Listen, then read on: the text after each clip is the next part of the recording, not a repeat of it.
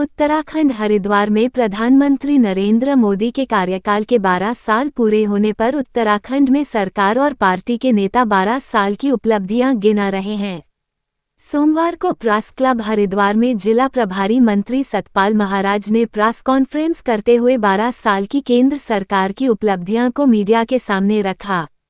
BJP नेताओं के साथ मीडिया संवाद करने पहुंचे सतपाल महाराज ने बताया कि इन 12 सालों में देशभर में अभूतपूर्व विकास हुआ है। प्रधानमंत्री नरेंद्र मोदी की नीतियों ने हर वर्ग को फायदा पहुंचाया है। इसके साथ ही उत्तराखंड राज्य की जनता को भी विशेष तौर पर कई बड़ी योजनाओं की सौगात दी गई है। खबर हरिद्वार से सोनू कुमार। और सक्षम और स्वाभिमानी भारत का सपना सच हो रहा है।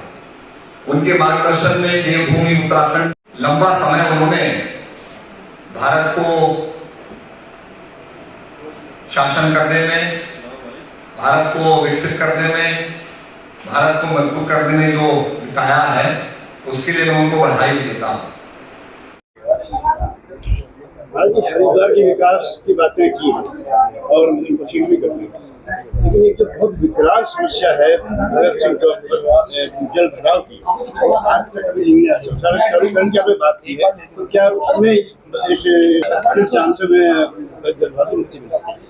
नहीं, आपने जो जल भराव की समस्या बताई है उसके लिए निश्चित रूप में हम लोग काम करेंगे और उसके लिए हम स्टडी भी कर रहे हैं और इसके लिए हमारा प्रयास जारी रहेगा।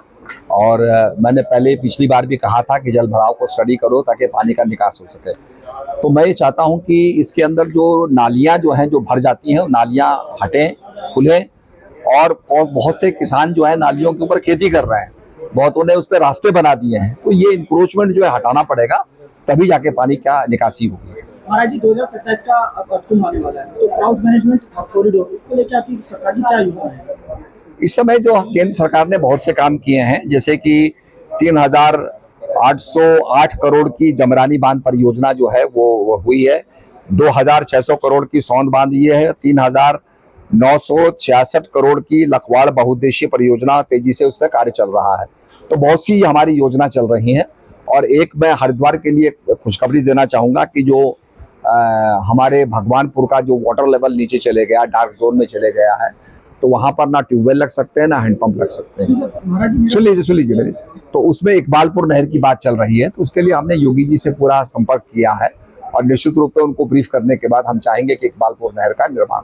मेरा सवाल को लेकर महाराज कि क्राउड मैनेजमेंट और कॉरिडोर, उसको लेकर कैसे आप सरकार मैनेजमेंट कर रही है? उसके लिए आप देखिए, पहले स्टडी की जाती है कि क्राउड कैसे आ रहा है, कैसे कैसे हो रहा है, क्योंकि जैसे अब ये सोमवती अमावस्या है, इसका बहुत ज्यादा धार्मिक महत्व बताया गया, तो अत्याधिक लोग यहाँ पर आ गए हैं।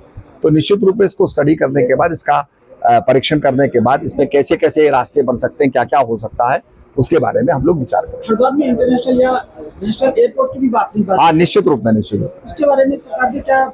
इंटरनेशनल एयरपोर्ट की बात है, क्योंकि जो जॉली ग्रांट है उसकी लिमिटेड कैपेसिटी है और हरिद्वार के अंदर जो है, यहाँ पर पहाड़ से ये दूर है, तो यहाँ सेफ लैंडिंग है और यहाँ की हमने जांच भी की है। तो 2 एयरपोर्ट हमने यहाँ दो जगह चिन्हित की हैं, तो निश्चित रूप में हम लोग चाहेंगे कि यहाँ पर इंटरनेशनल एयरपोर्ट बने। एक बड़ी समस्या है हरिद्वार मार्ग पर चौड़ीकरण तक नहीं है, आए दिन जाम लगते हैं, दुर्घटनाएं होती है, इसका बारे में क्या कोई तैयार किया?